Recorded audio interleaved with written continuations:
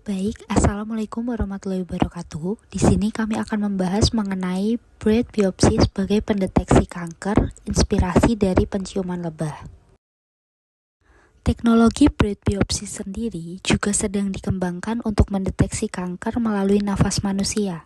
Alat ini bekerja dengan menangkap senyawa organik volatil atau VOC yang dilepaskan oleh tubuh dan menganalisis pola unik yang dihasilkan oleh kanker.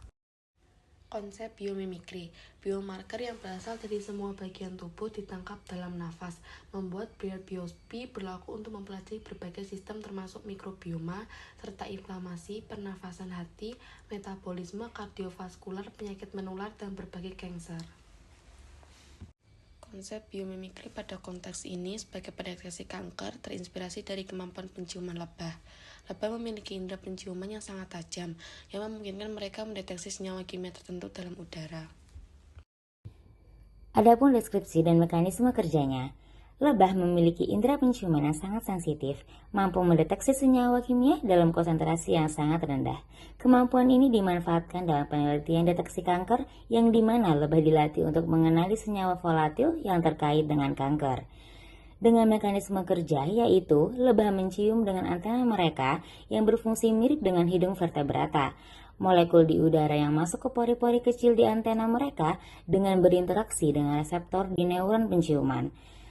Nah, saat lebah mencium sesuatu, neuron di lobus antena mulai merespon dengan pola listrik yang unik, yang memungkinkan mereka untuk mendeteksi perbedaan aroma antara sel sehat dan sel kanker.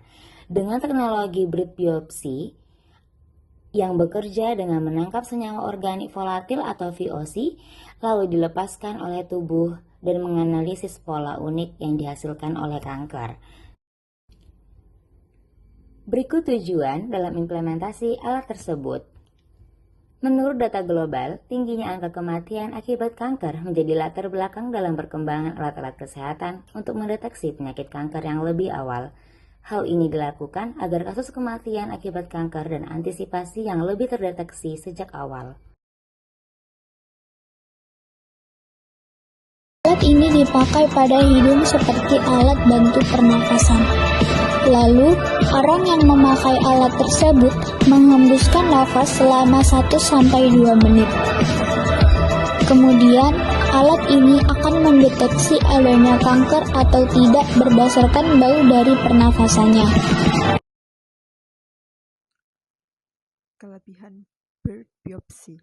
Faktor penentu utama dalam pengobatan dan pemulihan yang berhasil adalah seberapa awal perkembangan penyakit ini diidentifikasi.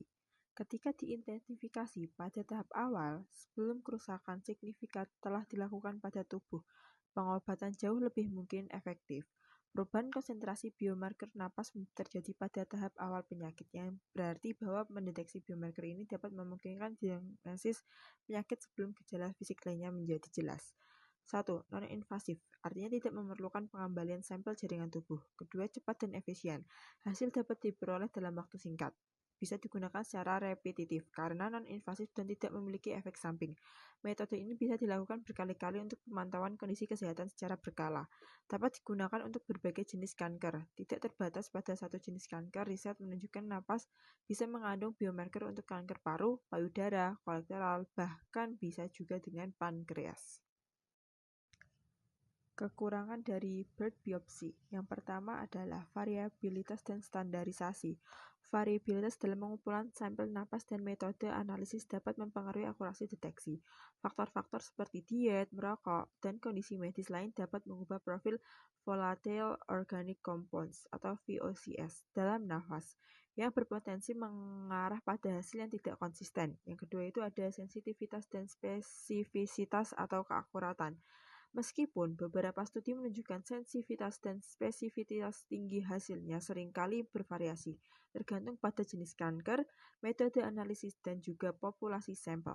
Sebagai contoh, studi pada kanker paru menunjukkan sensitivitas 90% dan spesifisitas 87%. Namun, sebagian besar studi bersifat uji coba dengan ukuran sampel kecil dan kurangnya standarisasi.